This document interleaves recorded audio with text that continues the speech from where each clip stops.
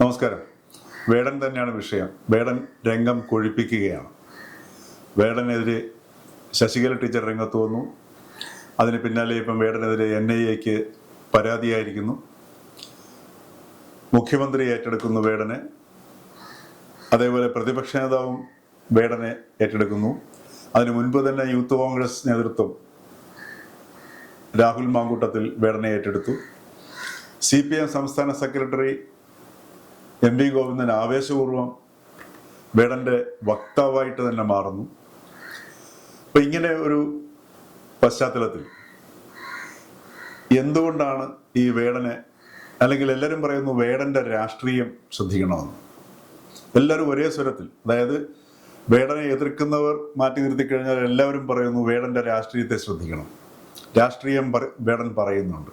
വേടൻ തന്നെ പറഞ്ഞിട്ടുണ്ട് വേടൻ്റെ രാഷ്ട്രീയം, വേടൻ ആങ്കറിനെ, അതായത് കലിയെയാണ് താൻ റാപ്പിലൂടെ പാട്ടിലൂടെ സമൂഹത്തിലേക്ക് വിടുന്നതെന്നും യുവതി യുവാക്കളെ ആകർഷിക്കുന്നതെന്നും. ഇതിനോട് ചേർത്ത് വെച്ച് വായിക്കേണ്ട ഒന്നാണ്, ഏതാനും ദിവസങ്ങൾക്ക് മുമ്പ് കൊല്ലത്ത് ബിരിയാണിക്ക് സാലഡ് വിളമ്പിയില്ല എന്ന് പറഞ്ഞിട്ട് വിളമ്പുകാർ തമ്മിൽ കൂട്ടത്തല്ലും അവസാനം പരിക്കായി ആശുപത്രിയിൽ കൊണ്ടുപോകേണ്ട അവസ്ഥ എത്തിയിരിക്കുന്നു. അതുപോലെ തന്നെ കൊല്ലത്ത് സമീപ കാലങ്ങളിൽ നടന്ന കുറേ സംഭവങ്ങളുണ്ട്. പൊറോട്ട തീർന്നു പോയെന്ന് പറഞ്ഞപ്പോൾ കടയുടമയെ അടിച്ചുപരൽ കേൾപ്പിക്കുന്നു. കപ്പലണ്ടി ചോദിച്ചപ്പോൾ കൊടുക്കാഞ്ഞതിൻ്റെ പേരിലോ മറ്റോ വീണ്ടും അതും സംഘടനത്തിലേക്ക് പോകുന്നു. കറിക്ക് ഉപ്പില്ല എന്ന് പറഞ്ഞൊരു ഹോട്ടലിൽ പ്രശ്നമുണ്ടാക്കി അതും തലയടിച്ച് പൊട്ടിക്കുന്ന ഒരവസ്ഥയിലേക്ക് വരുന്നു. ഒരാൾ ലേസ് തിന്നുകൊണ്ട് പോകുന്ന സമയത്ത് വഴിവക്കിൽ നിന്ന് മദ്യപിച്ചുകൊണ്ടിരുന്ന ഒരാൾ ലേസ് ചോദിച്ചപ്പോൾ കൊടുക്കാത്തതിൻ്റെ പേരിൽ സംഘടന ഉണ്ടാകുന്നു. ഇതിൻ്റെ എല്ലാം പിന്നിൽ നമ്മൾ കാണേണ്ട കാര്യം എന്ന് പറഞ്ഞാൽ ഒരു രാഷ്ട്രീയമുണ്ട്. ആ രാഷ്ട്രീയം എന്ന് പറയുന്നത് കലിയുടെ രാഷ്ട്രീയമാണ്, അതല്ലെങ്കിൽ ആങ്കറിൻ്റെ രാഷ്ട്രീയമാണ്. അതായത് മലയാളിയുടെ വികാരത്തെ നിയന്ത്രിക്കാൻ പറ്റുന്നില്ല. മലയാളിയുടെ വികാരത്തെ ആ വികാരത്തിനനുസരിച്ചിട്ട് അയാൾ പ്രതികരിക്കുന്ന ഒരവസ്ഥയിലേക്ക് വരുന്നു. എന്തുകൊണ്ടാണ് ഈ കലി മലയാളിക്ക് നിയന്ത്രിക്കാൻ പറ്റാതെ വരുന്നത്? കലിയുടെ പിന്നിൽ പ്രവർത്തിക്കുന്ന കാരണം എന്താണ്? എങ്ങനെ ആ സംഭവത്തെ ആ കാരണത്തെ കണ്ടെത്താൻ കഴിയും? എന്തുകൊണ്ട് ആ കാരണം ഉണ്ടാകുന്നു? ഇങ്ങനെയുള്ള ഒരു അന്വേഷണം ഒരു ഭാഗത്തു നിന്നും ഉണ്ടാകുന്നതുമില്ല. ശരിക്കും പറഞ്ഞാൽ മാധ്യമങ്ങളിൽ നിന്നാണ് ഇത്തരമൊരു അന്വേഷണം ഉണ്ടാകേണ്ടത്. കാരണം ഈ കലിയെ മുഴുവൻ നമ്മളിലേക്ക് എത്തിക്കുന്നത് ഈ മാധ്യമങ്ങളാണ്. എന്നാൽ ഈ കലിക്ക് ഓരോ സംഭവങ്ങൾ ഉണ്ടാകുമ്പോൾ മാധ്യമങ്ങൾ ചോദിക്കുന്നു, എന്തു പറ്റി കേരളത്തിന്? മനുഷ്യ മനസാക്ഷിയെ മരവിപ്പിക്കുന്ന സംഭവം, നെഞ്ചുരുക്കുന്ന സംഭവം, നെഞ്ചുലയ്ക്കുന്ന സംഗതി, ഇങ്ങനെയൊക്കെയുള്ള കുറേ ക്യാപ്ഷനുകളിലൂടെ മാധ്യമങ്ങൾ മാധ്യമ പ്രവർത്തകർ വന്നിട്ടും നമ്മളുടെ മുമ്പിൽ ചോദിക്കുകയാണ് ചെയ്യുന്നത്. അതോടൊപ്പം തന്നെ ഒരു സംഭവം ഉണ്ടായിക്കഴിഞ്ഞാൽ പിന്നെ കുറേ വിദഗ്ധരുടെ, അവർക്ക് തോന്നുന്ന, മാധ്യമപ്രവർത്തകർക്ക് തോന്നുന്ന കുറേ വിദഗ്ധരുടെ അഭിപ്രായങ്ങൾ എടുത്ത് നിരത്തുന്നു. ഇതെല്ലാം എടുത്തു കാണിക്കുന്നത് കേരളം ഇങ്ങനെയൊക്കെ ആയിപ്പോയി. അതുപോലെ തന്നെ ഒരു സംഭവം ഉണ്ടായിക്കഴിഞ്ഞാൽ കുറേ സ്ഥിതിവിവര പട്ടിക കാണിച്ചിട്ട് കേരളത്തിൻ്റെ അവസ്ഥ ഇതാണ്. എല്ലാ സംഭവങ്ങളിലും മാധ്യമങ്ങൾ സ്വീകരിക്കുന്നൊരു നടപടി ഇതാണ്. അത് വേറൊരു വിഷയമാണ്. എങ്കിലും നമ്മൾ മനസ്സിലാക്കേണ്ടത് എന്തുകൊണ്ടാണ് മലയാളിയുടെ വൈകാരികത ഈ പൊട്ടിത്തെറിക്കുന്ന ഒരവസ്ഥയിലേക്ക് വന്നിരിക്കുന്നത്. വേടൻ്റെ രാഷ്ട്രീയം ആങ്കറാണ്. ശശികല ടീച്ചറുടെ രാഷ്ട്രീയത്തിൻ്റെ പിന്നിൽ, അല്ലെങ്കിൽ വേടനെ ആക്രമിക്കുന്ന ശശികല ടീച്ചറുടെ രാഷ്ട്രീയത്തിൻ്റെ പിന്നിൽ ആങ്കറാണ്, കലിയാണ്. അതേപോലെ തന്നെ വേടനെ ഏറ്റെടുക്കുന്ന, വേടൻ്റെ രാഷ്ട്രീയത്തെ ഏറ്റെടുക്കുന്ന മുഖ്യമന്ത്രിയും CPM സംസ്ഥാന സെക്രട്ടറി MV ഗോവിന്ദനും പ്രതിപക്ഷ നേതാവും യൂത്ത് കോൺഗ്രസ് പ്രസിഡന്റും എല്ലാം ഏറ്റെടുക്കുന്നത് യഥാർത്ഥത്തിൽ വേടനിലൂടെ ആങ്കറിനെയാണ്. അപ്പൊ കേരള രാഷ്ട്രീയം ഇന്ന് തിരിയുന്നത് മുഴുവൻ കലിയിലൂടെയാണ്.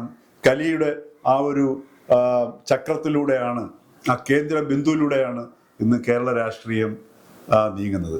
കേരള രാഷ്ട്രീയം എന്ന് പറഞ്ഞു കഴിഞ്ഞാൽ അതിൻ്റെ സ്വാധീനം സ്വാഭാവികമായിട്ടും ജനങ്ങളിലേക്ക് വരും, ഓരോ വ്യക്തിയിലേക്കും വരും, ഓരോ മുതിർന്ന വ്യക്തികളിലൂടെ കുട്ടികളിലേക്ക് വരും. അപ്പം ഇവിടെയാണ് എന്തുകൊണ്ട് ഈ കലി മലയാളിക്ക് നിയന്ത്രിക്കാൻ പറ്റാത്ത രീതിയിൽ ഉണ്ടാകുന്നു. സുഹൃത്തുക്കൾ തമ്മിൽ, ഒരു വീട്ടിലുള്ളവർ തമ്മിൽ ഒന്ന് ആലോചിച്ച് നോക്കണം. ഏറ്റവും ഒടുവിൽ കൊല്ലത്ത് നടന്ന സംഭവം, ഒന്നിച്ച് കല്യാണത്തിൽ പങ്കെടുത്തവർക്കെല്ലാം ബിരിയാണി വിളമ്പതിന് ശേഷം വിളമ്പുകാർ തമ്മിൽ കഴിക്കാണ്ടിരുന്നപ്പോൾ, ഒരു ടീമായിട്ട് വന്ന് വിളമ്പുകാർ തമ്മിൽ കഴിക്കാണ്ടിരുന്നപ്പോൾ സാലഡ് വിളമ്പിയില്ല എന്നുള്ള, അല്ലെങ്കിൽ സാലഡ് തീർന്നു പോയതിനെ തുടർന്ന് വിളമ്പിയില്ല എന്നുള്ള ഒരു വിഷയത്തിന്റെ പേരിൽ ഈ ടീം രണ്ടായിട്ട് തിരിഞ്ഞ് പരസ്പരം കൂട്ടയടിയും പരിക്കേൽക്കുന്ന ഒരവസ്ഥയും വരുന്നു. അപ്പൊ ഒന്ന്, എത്ര തന്നെ അടുത്തിടപഴകുന്നവരാണെങ്കിലും, എത്ര ബന്ധുക്കളാണെങ്കിലും, കുടുംബത്തിനുള്ളിലാണെങ്കിലും പുറത്താണെങ്കിലും, ഇന്നത്തെ കേരളത്തിന്റെ ഒരു അവസ്ഥ ഇതാണ് കേരളത്തിന്റെ രാഷ്ട്രീയത്തെയും നിയന്ത്രിക്കുന്നത്. നമ്മളെ ചർച്ചകളിലേക്ക് നോക്കുക. അതേപോലെ തന്നെ പ്രായം കൊണ്ട് വളരെ മുതിർന്ന സ്ഥാനത്തിരിക്കുന്ന മുഖ്യമന്ത്രി തുടങ്ങി താഴേക്കുള്ളവരിലേക്ക് നോക്കുക.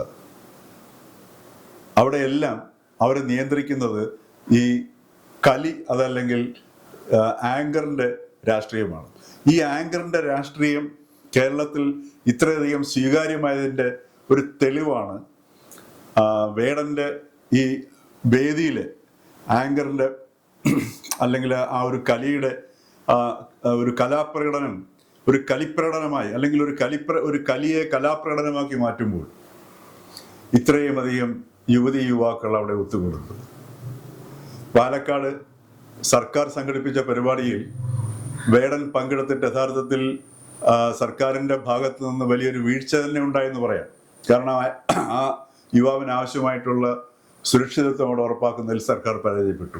കഷ്ടിച്ചാണ് ആ യുവാവ് അവിടെ നിന്ന് രക്ഷപ്പെട്ടത്. അദ്ദേഹത്തിന്റെ വാഹനങ്ങൾക്കൊക്കെ പരിക്ക് പറ്റി, കേടുപറ്റിയെന്നൊക്കെ കേൾക്കുന്നുണ്ട്, അത് വ്യക്തമായിട്ട് അറിയില്ല.